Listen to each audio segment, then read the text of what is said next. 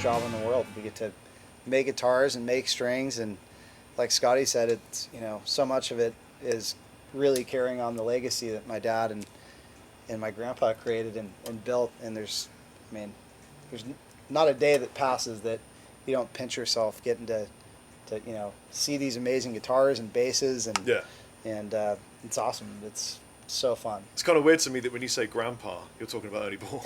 Yeah. We've arrived at Ernie Ball Music Man. Yep. And it was pretty insane. I mean, it was an 11-hour flight. It was then a 4-hour drive from LAX. Yep. But we hired the Challenger, so that was fun. I enjoyed driving that. Meeting Sterling's an experience. I can crush it, but you're not going to like what happens. This isn't rigged for the camera. That is totally made up. Is that? We met Sterling for the first time, which was a huge honour. I mean, this guy has done so many really cool things with Music Man and Ernie Ball. Obviously, he's carried the torch for his family. He holds a lot of heritage, and it was really cool that he spent so much time with us. Yeah. That was really cool. Super nice guy. He's a funny guy as well. Yeah. He's got a story for if you say something, he'll have a story for it. You guys have one job.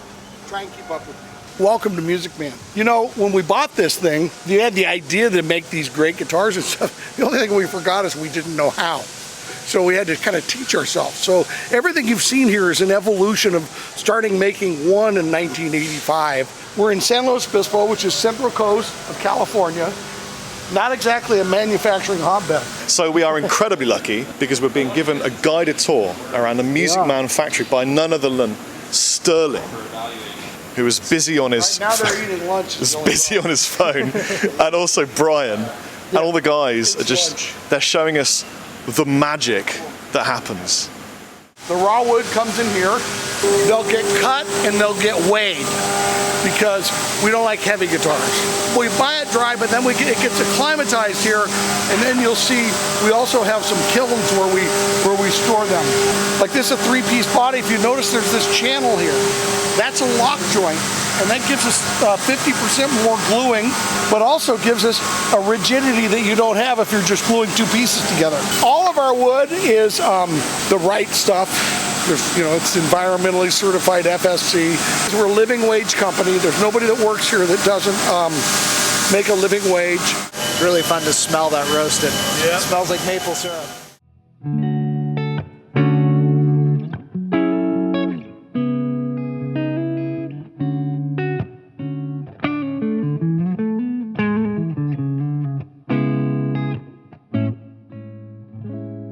I'm holding an Armada.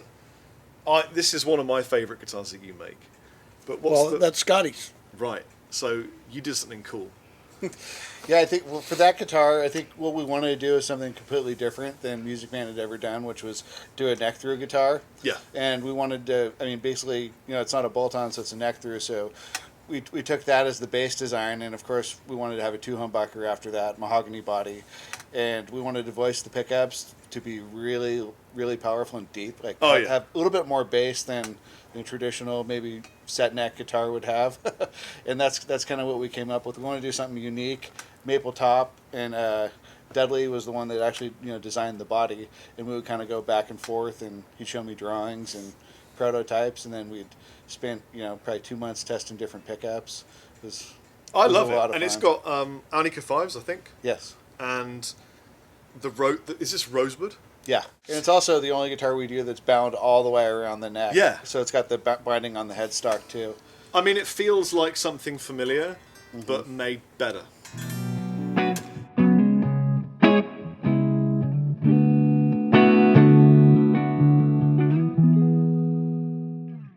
Man or woman can't make a guitar in significant quantities perfectly.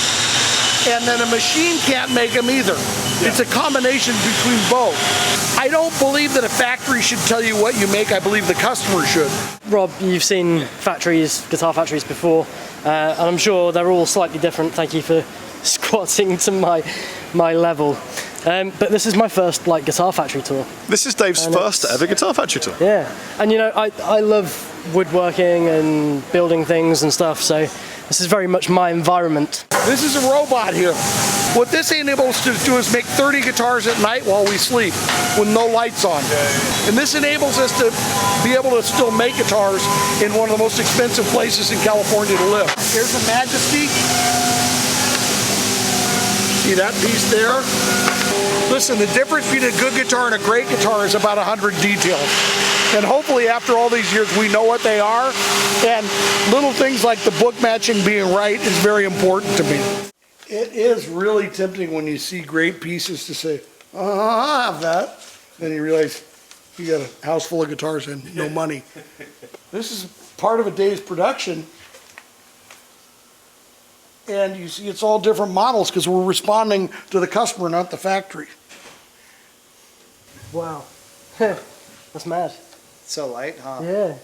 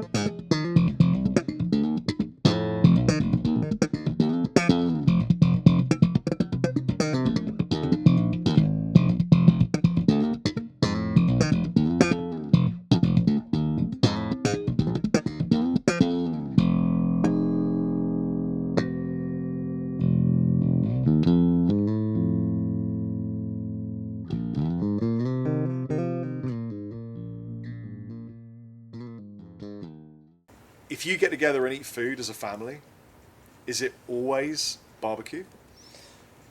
Usually if it's cooking at home, he's barbecuing Yeah. and we get to do the tasting, which is Yeah. I'm cooking. even You better. gotta realize there's cooking outside. Because if I tell my wife it's barbecue, she's sick of barbecue. But if I tell her I'm cooking outside Yeah. or grilling outside, it's not barbecue. Right. But I cooked for them growing up. I mean, before barbecue. I mean, I would cook dinners. Yeah. So, I mean, I've always been a cook. And then, Yeah. so, I mean, I just found an avocation where, you know, I'm an entrepreneur and I went into a hobby of barbecue and a business broke out. And I went on and I was lucky enough to, like, win some pretty big tournaments. I smell tri-tip. I have about 5 or 6 items on their menu. Right. Yeah, so you can taste my cooking. This is the den of meat. This is where Sterling reigns king. This is my creation here.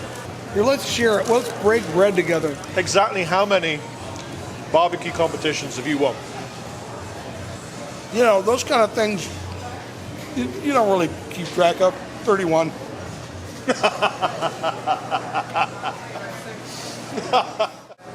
I dream more about guitars than I do barbecue. Yeah. Let me tell you something. They're both, when you're making barbecue or you're making guitars, usually you're trying to make somebody happy. And you're a cook, I know, and a chef. And you can always tell somebody who likes to cook that somebody really is interested in pleasing people. Yeah. So I really enjoy that part of it. It's the same creative process. Cooking and playing music share one thing too, in that you're almost off the grid, where you don't have a time deadline, but you're keenly aware of every second.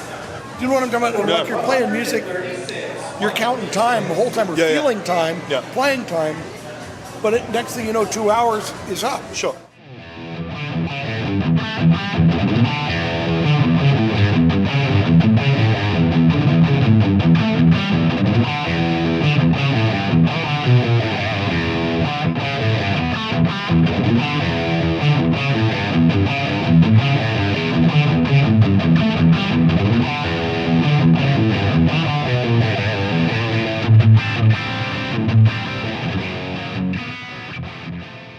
How long have you been here? 20? Yeah. 20 years. First bit of sanding is a machine and then it's hands. He tapes his fingers. He can feel everything. Seriously. How long have you been doing this? 18, sir. 18 years, sir. What's really cool is to watch these guys, especially when they get into handwork, the flow of their hands and the angle and how perfect it is to what the guitar should be. And these guys can all feel 10,000ths of an inch. what's interesting is that Music Man have kind of said, oh, we need strings, we'll make strings. Oh, we need pickups, we'll make pickups. Oh, we need robots, we'll make robots. Yeah. They're literally Actually making... building robots. Really? So this is the block neck Albert? Yeah. Do you have a wet rag, anybody? Huh. Oh, sorry. It was one of the few non-roasted ones we're doing this year. It's so beautiful. Yeah. To me, this makes it all worthwhile when you see stuff like that. When I stop getting excited about this is when I'm going to be sitting on the porch thinking of nothing.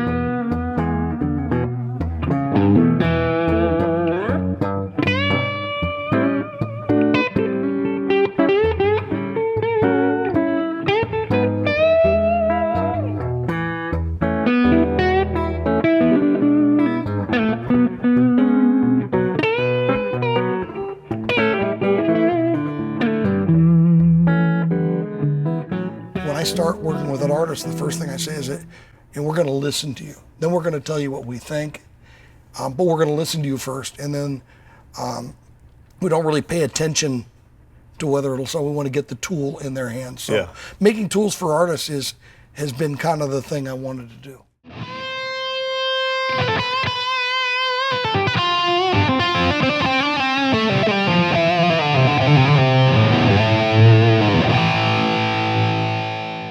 So, Saint Vincent, or Stuck Vincent. Yes. This is a really fascinating instrument. It's just a great guitar. And it's incredibly versatile. And something that I was really impressed with and remarked about quite a lot when I played this is something that you were really involved in, which is the pickups. Yes. Hello, this is Dudley Gimple.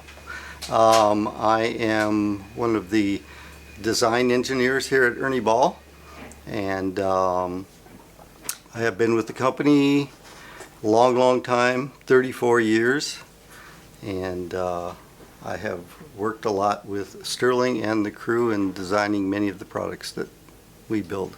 My involvement with Annie, St. Vincent, was really that one day Sterling called me up and said, I want you to go down to set up Annie's guitars because she's got a lot of stuff at her studio and needs some work.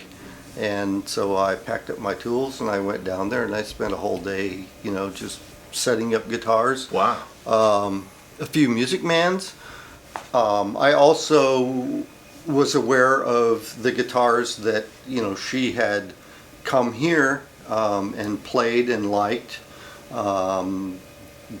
She plays an Albert Lee, and I suppose in a way that neck pickup kind of is, to me, reminds me a little bit of what those guitars bring more.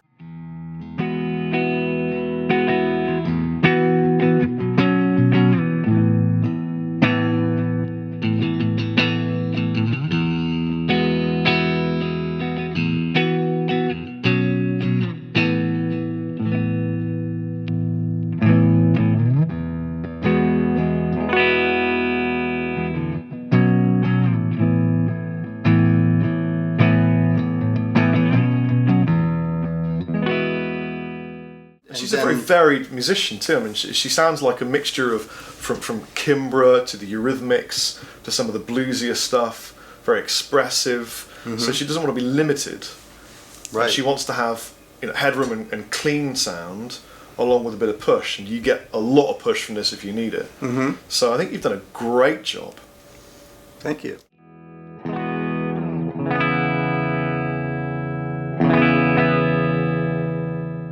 Hey guys, this is Scott, this is Blair, and I am honoured that these guys are going to help me custom design a couple of guitars, specifically the Armada, which is, in my opinion, the finest guitar these guys make.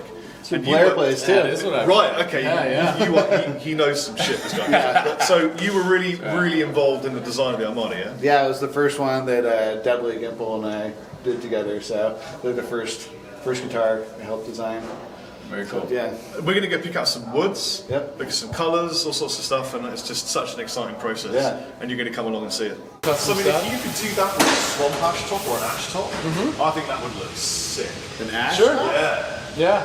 Yeah, we can do that. I actually have a prototype one that I got at a fire sale here, and it doesn't have the V, but it has a full maple top, kind of like what you were saying. We can do binding any which way you want. We can leave out the V. We can, you know. I want to remove the binding off the V. Okay. And then on the outside, if we're doing a black stain, Yeah. I just want to know what the options are on your binding, because Oh yeah. it's an exciting thing to know. Absolutely. I think we have some cool Armadas going through right now, so I can show you the differences. Yeah, yeah. Going on. Trans black ash top. Trans black ash would be dope. So no one else has done that before, yeah?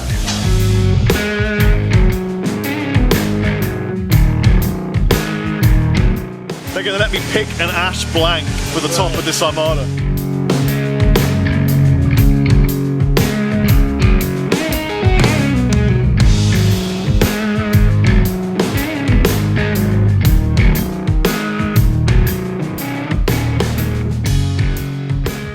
I'm a car guy, You are a car guy. and I guess what we've learned from our trip so far is that Ernie Ball are car guys as well. Tell me about this car. It's a 1969 Mercedes 300 SEL 6.3. When this was made in '69, it was more expensive than a Rolls Royce. There's something about these old cars like this with this big engine. You get to a certain speed, and it just kind of settles down. Sort of morbid, but I'll point out something coming up real soon. My father's graveside's right here. Right. He's trying to sell the strings, and I'd ride in the car with him. We had a '65 Chevy Malibu station wagon, and I'd sit there because that's all I want to do is follow him around. See right here, on the left? Yeah. That's where my dad rests. My grandpa, my grandmother. And I kind of still think he's here. Yeah. I mean, I'm not doing UFO stuff, but he's so much part of my. I mean, I work on his name, and you know, I see things that remind me of what he'd say, and reactions I have to certain things are from having such a great teacher. So it's weird. I mean, I miss my dad all the time. My dad heard Leo Fender in like 1950, and just thought this was the greatest idea. Went down and visited Leo and worked with him. My dad was a beta tester, and then was an endorsee. I've got pictures of that, and then was one of Leo's first dealers. Did your dad have a good relationship with Leo? Yeah, I think a very good one. I mean, and I think Leo had a lot of respect for my dad. Yeah. He wouldn't just tell Leo what he wanted to hear. And I think that might have been why Leo wanted my brothers and I involved, my brother Sherwood and I, when he did Music Man.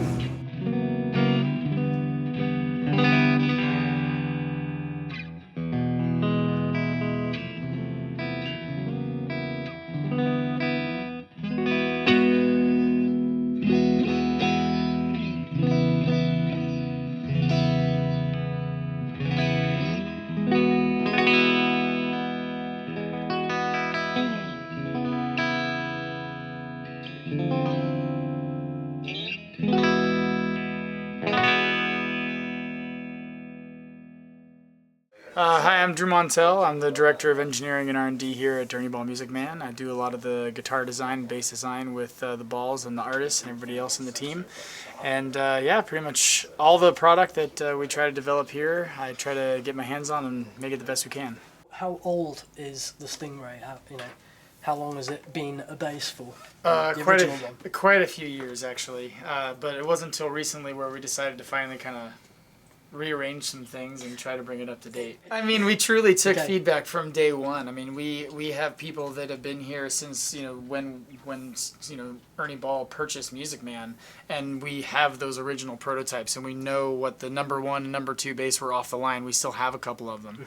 So being able to take those as reference, take all the feedback from over the years as reference, I mean, it took forever to do that.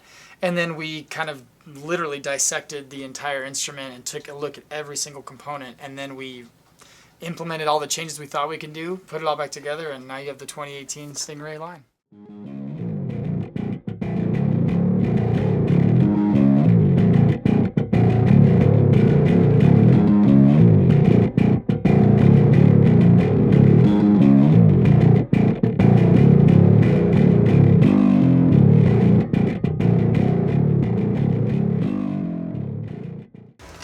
Welcome to the Ernie Ball Vault. So in here we have various levels of disarray, but many cool old instruments, some non-Music Man, mostly Music Man, and see a lot of things that never actually got released. So we've got a bunch of Van Halens, custom Van Halens up there on the top shelf. Working with us. Oh, mate. So this is one that we made him with 3 single coils. Wow. Can I hold it? Absolutely. That's really light, huh? Look at these strap pins. Mm-hmm. That is old stuff. Those were, custom made for Ed. This one has that's the lovely. Floyd on it. Wow. Look at the neck as well. Mm-hmm. This almost looks like ash, the way it's figured. I feel like any one of these cases, and this is just one side, because the other side is exactly the same thing, but all the way down here. That's Derek. Look at all this stuff. It's the first time you've ever driven in America.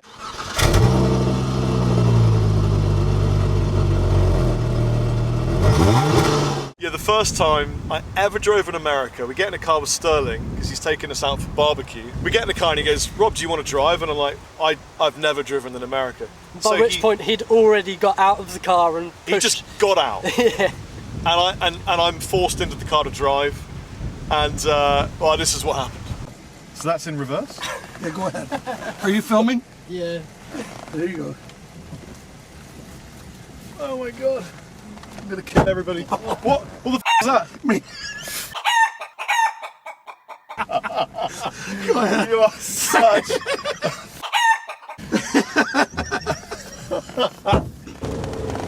Hold on now. Let's think about it. Take a guess. Let me see how your intuitive I'm gonna skills say are. right. I'm feeling like Perfect, right. see? Yeah, That's why we get along. Well done, man.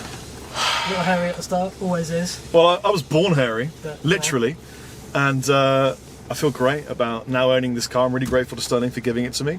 I feel like it's a passage, a rite of some kind of special bond that we have between guitar company owners, and I can't wait to reciprocate with a Volvo.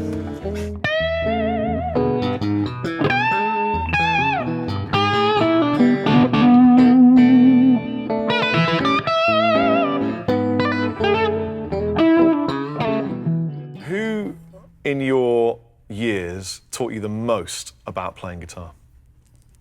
By osmosis, Albert Lee. That shows in your hand technique, actually. Well, I played with Albert for 25 years. Yeah.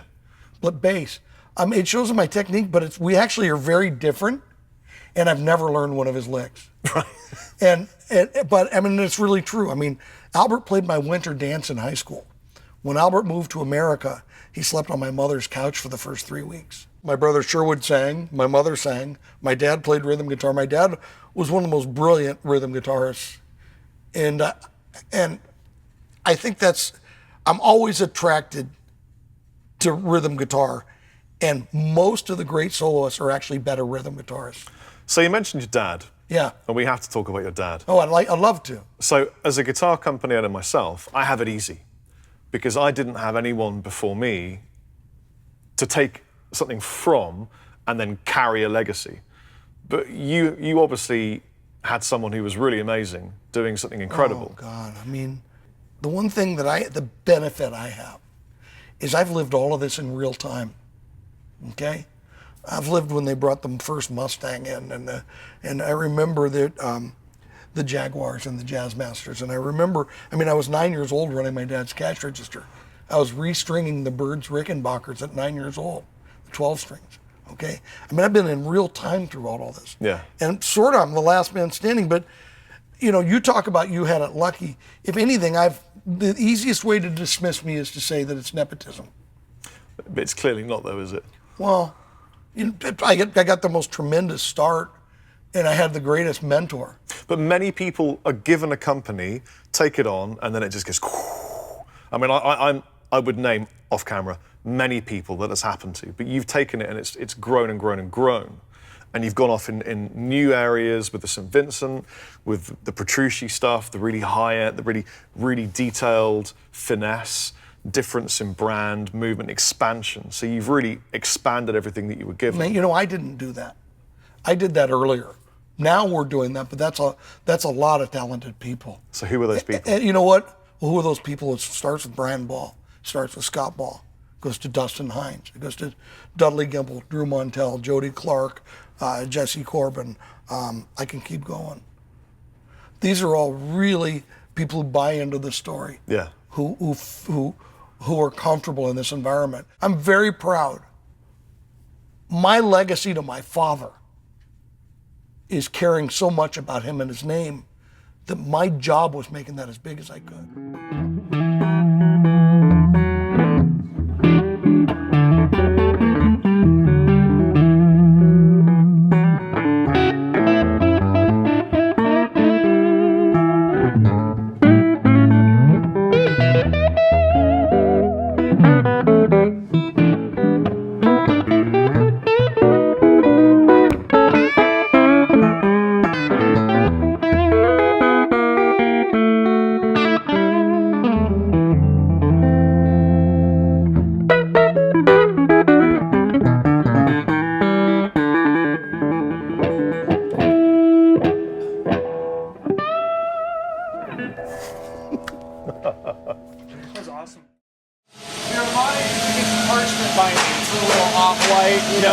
I think parchment probably is the right color. So it actually starts out as two different pieces. Yeah. And then we form it up and glue it all together. If you have a black top and an ebony, that's going to tie in really well.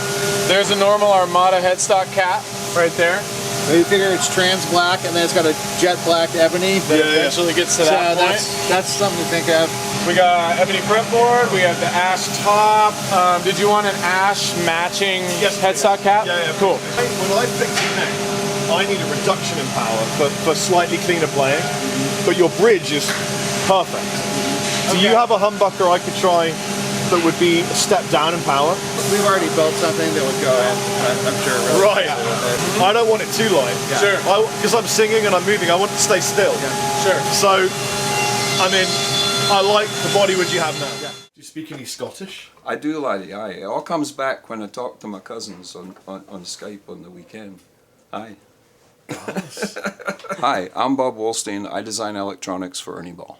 Yeah, I'll tell you what I did, and it wasn't really official, but in my own way, I started to talk about modern amplification and how with the advent of hip-hop and rap and all, low end was now a different thing to what it was when this was created. Mm-hmm. So when I started, this came to my attention. I've loved this instrument for a long time, and there were a few bass players here, and with one of them, we opened up the low end on the instrument. Yeah. We took out the limitations that were necessary back in the day, and we kind of liked that. And so then we sat with that for a while. This is going back like a few years, but that was now part of our thing. Okay, and so it was filtering through the channels. So when when I guess Music Man decided to start tweaking it, that was one of the things that came back, and it was like let's remember that time. And yeah. So I understand you might have some Spinal Tap stuff. We might have some Spinal Tap stuff. Recognize that? Yep. That's like a body shape test, I think. Yeah. Rob, this guitar's been open in 18 years. 18 years? Well, it got boxed up and then it's marked December 2000. Wait, no, you can't open the case and not show me. You gotta bring it this way. Yeah, you gotta open the case, man. Unbox that sucker. Oh my god. Oh, yeah. Oh, dude. Is this the absolute original? No, that's a piece of rock and roll history. Wow. This is the one from... Nigel has the original. Right, so this is the other one. This is one of the reshoots. 100% of the proceeds from the sale of this guitar will be contributed to the Casey Lee Ball Foundation for Pediatric Kidney Research. So 1, 2, 3, 4, 5, 6, 7, 8 single coils. Are they wired into one pickup? It's 4 different humbuckers is what's going on there. Right. So this is like an EVH bridge pickup. Yeah. Just like an EVH neck pickup. This one is a DiMarzio Fred. And this one is, I think, a PAF Pro. You have incredible memory. And then this little steering wheel is your volume knob. Yes.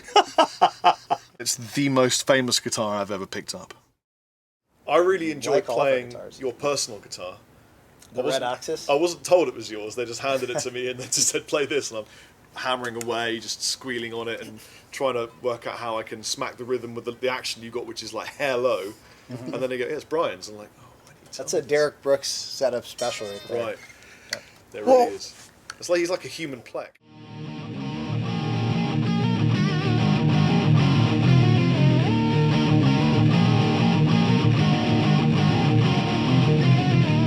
I really like that. It's fun. We're just chilling out and trading licks, and actually we just wrote a riff, which was kind of cool. Super fun. We did like a part. Basically, when you meet with a new guitar player and you've not really worked with them before, what I like to do is you trade sections. So I came up with a little idea for a bend that reminded me of the car that we've just taken out, which is a Dodge Challenger. So I was just like, wow, and then he went, bow, bow, and I was like, that's a cool thing. So we took the round bow, and then I added some nasty Mastodon chord intervals, and then we took it up the neck to a different place, and we got a thing now. Which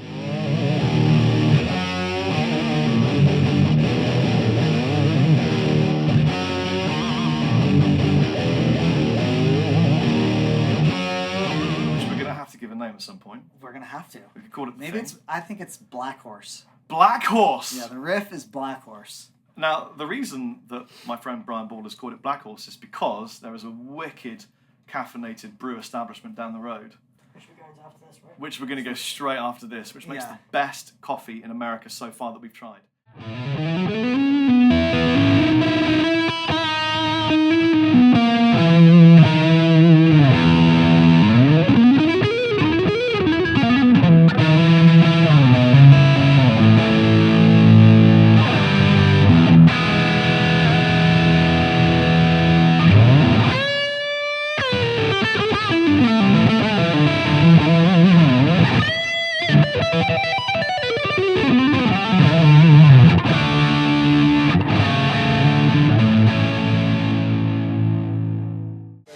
The back of the guitar, correct? Could it be natural? It could be, if you want it to look like that. It could, yeah. I mean, I like seeing the wood. Sure. But this is exactly what you would see. That's fine. We can make it a light trans black on the back as well. So it has, you can see the wood grain, you can see all the figure and all the cool stuff, but it has a little black hint to it. You wanted no V binding, so does that mean the whole face of the guitar you want to be at? Yes. Correct? Yes. Awesome. Cool. Cool. Hardtail? Hardtail. We don't have to make the decision. No, but I like to. I'm going to make them twins. We'll do them both with Swamp Ash. Okay. Perfect. Ash tops? And that sounds cool. That would be really cool, yeah? Perfect. So Ash, black stain again. Okay. And the body's just mahogany, yeah? It's normally basswood, but you could do mahogany. If I could do mahogany, that would be great. Absolutely. Oh! Yeah, we've done series where we did access guitars where we had a rosewood top and then the rosewood neck. Oh man, so nice. Yeah. It's exactly what I'm after. This goes back, I'm sure, to the 70s. That sounds great. That sounds really good. Well, you know, the earthwood bases are very sought after these days and kind of rare.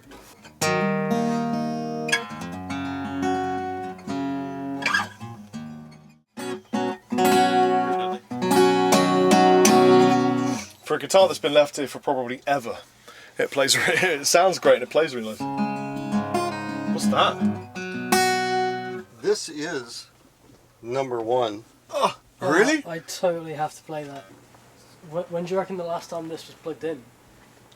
Honestly, I have no idea. I haven't seen it for a very long time. We brought it out in 2007 for our open house that we did, the last one. And we had it on display. And I played it in 2007 just to make sure it worked. And these strings are 10 years old. At least 11 years old. At least. might even be older.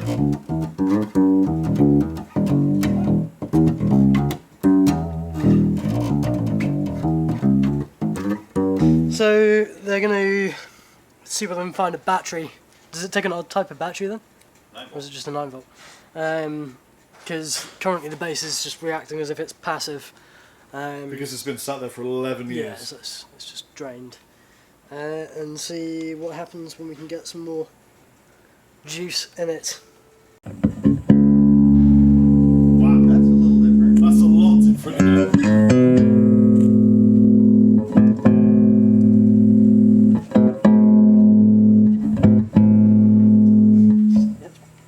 Powerful. Whoa!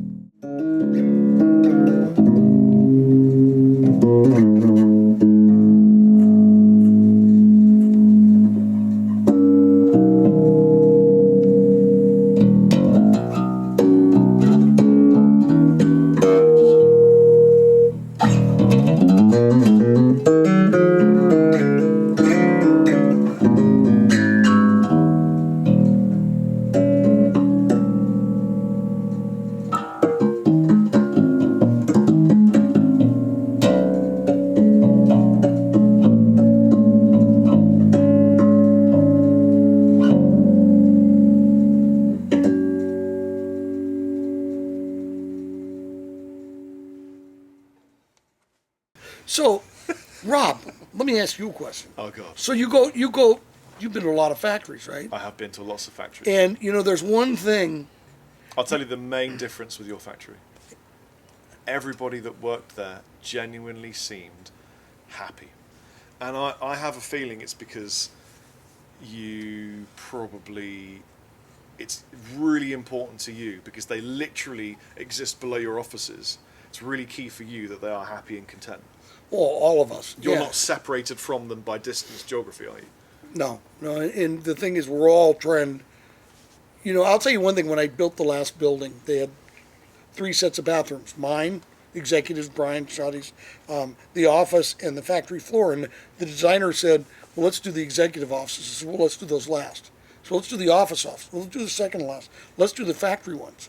I did the factory ones, and they said, you know, Mr. Ball, these are kind of nice factory bathrooms. Yeah, I know. I said, okay, well, let's do the office ones. I said, we just did. Oh, right. And then they said, well, now let's do yours. I said, you just did. I mean, nothing. I mean, it's just, we're all trying to make a great musical instrument. Yeah. And everybody, look, if you don't think the guy winding the pickup or gal winding the pickup is important, or the person shaping it, you're just not going to make a good product. Absolutely. Yeah. I mean, it's really important. We get a little bit of flack on social media. Imagine that, because we use the word family. I find that really hard to understand, the flack on social media concept. Yeah, I mean, never. And even in barbecue, it's just unbelievable. Really? But the family thing. Yeah. And when you were saying earlier that You are related, aren't you? I mean, I can see in the DNA of this. Well, this is my gentleman favorite. Do you know how it works? Whoever's physically, well, actually, he's my favorite. Whoever's physically closest gets called my favorite. It encourages proximity. Right. Okay. Christmas picture, they sit on my lap. No, but Okay, let me seriously say this. You said there's 3 companies where somebody actually plays, makes records, Yeah. and does it. There's probably that many families left. And when I started, it was all families. Sure. Yeah, and of course. I mean, from the Fender family to Don Randall's family Yeah. to all that. So it's the fact that there's so few of them, people believe it's a cheap marketing trick. And it's not. I mean, this is... No, I know. It's like D'Addario. You know, you look at... I mean, there are very few... Well, by the way, we compete with them. We love them. Yeah. Dunlop. That's why I specifically mentioned them. even though they could be classed as a competitor. Well, let me tell you, Jimmy Dunlop, he'll tell anybody I'm his idol. Because his dad and my dad were good friends, and he's 10 years behind me. So he got to watch how I did it with my dad and how I did it with the artists. And I remember one time I was at a concert, and all of a sudden this big moose grabs me behind, and my idol. I look around, it's Jimmy Dunlop. He'd grown up. So, I mean, now the families that remain, actually, you'd be surprised how close they are. Why San Luis? What do you call Jimmy D'Addario? Uncle Jimmy. Right, okay. Well, that makes a lot of sense. Why San Luis Obispo? I'm asking you, Brian. Why San Luis Obispo? Well, and how do you pronounce it? San Luis Obispo. San Luis People that call it Obispo. Louis. Yeah, it's Luis Obispo. Slow. If you're a true Californian, you mispronounce every Hispanic word. Okay. Slow's See. Slow's just. I mean, I think it's a great place to be. It's not the smartest place to manufacture instruments because cost It's of living. expensive, Yeah, yeah. it's real expensive, but we've got an awesome incubator of engineering resources with Cal Poly. You've got the beach really close. My grandpa used to like flying up here from Newport Beach in the late 70s, and I think he just fell in love with the area at the time, and ever since it's been home. It's been home for us, and it's where we went to elementary school, and I guess it's also far enough away from Nam that you can forget about that every year. yeah, it's true. Yeah. Although I'm a big fan of it. We like NAM. I like Nam too, but when you've been there for 3 days, and you got Namthrax. I know. And you know NAM stands for Never April, Maybe May. Yeah, yeah, exactly. Totally. You know what I think it stands for? I think the Purell sales, the hand sanitizer, specifically go up during NAM. Right. And the thing is, you'll shake somebody's hand and it's 38 degrees and wet. Okay, and you go, I'm getting sick right now. And then the next guy comes up and it's 182 Celsius, and wet. Yeah. And then he's wiping his nose, shaking your hand. And I realized what a knuckle pumper was. Right. It was a germaphobe. Yeah. Okay? Yeah. So now I try as much as possible. It's almost impossible to go to NAM and not get sick. Oh, I totally agree with you, especially as a Brit flying 11 hours to get there in the first Oh, and that place. air in those The airplanes. recycled air, Yeah. They start with that unfiltered air. Yes, because that's tasty. Yeah. Tasty and nutritious. Is there anything that you'd like me to ask you before we end this? Because we've done such amazing work here. I'm really proud of you as a family. I think you guys have done some really good stuff. No, having you here, it's awesome. I mean, you're making amazing guitars and everything you're doing. Thank you very much. In the UK Well, likewise. and I feel your like band, we've it's like. awesome. I feel like I'm not saying Chapman and Music Man have like twinned, but I feel like we're allies. 100%. If there was ever like some shit going down, we're on the same force. You use your taekwondo, his muscles. That's right. You didn't tell me you actually have fighting brain skills. I've been a martial artist, Chinese martial arts, since I was 8. My father's an acupuncturist. Thank God I didn't push some of those jokes too far. You leave this old man in a broken pile. When do you think one of you will grow a beard? When's that going to happen? When are you It gonna won't be me. When are you going to let it out? He might. Yeah, you could do it. Scotty could probably do You it. got it in you, I didn't man. hear the question. Grow a beard. When are you going to grow a beard? Oh, nah, it's Come not on, going to buddy. happen. Wait a minute. That's not a beard. It's superstitious for Well, barbecue. this man would grow the most exquisite mustache It's not of pretty. all time. It's You do a not great- You get a pretty big at tash, all. do you? Brian, you Well, could do a yes, good porn stash. It's No, really it's not really pretty. thick. It's No, more do you Tom understand?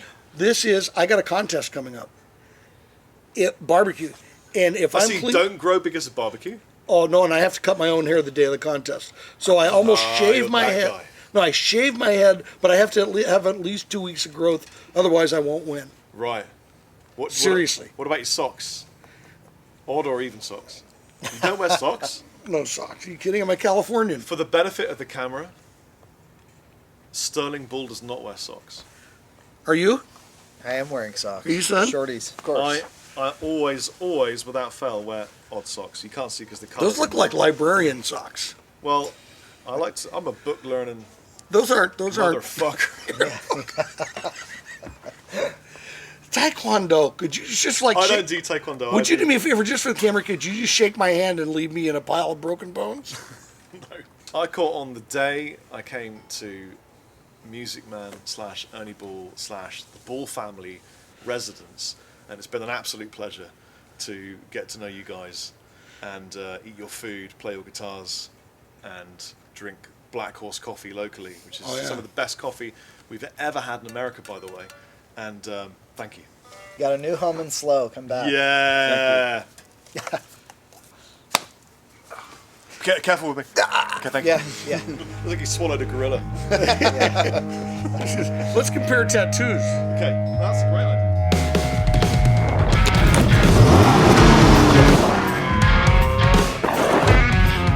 What did you say? Rare one? Rare, yeah. Let's have a look. This is one of the Van Halen guitars that went to the first NAMM show where we debuted the Van Halen guitar, which would have been 1991. And we did brown backs, as this one has, on the Sunburst and Natural versions of it. So. Oh yeah. You've been with me for a couple days. This isn't fake. I love, live, eat, breathe, sleep guitars. To get a chance to do what my grandpa and my dad started is awesome. I was in charge of the boys one day. We're not running, right?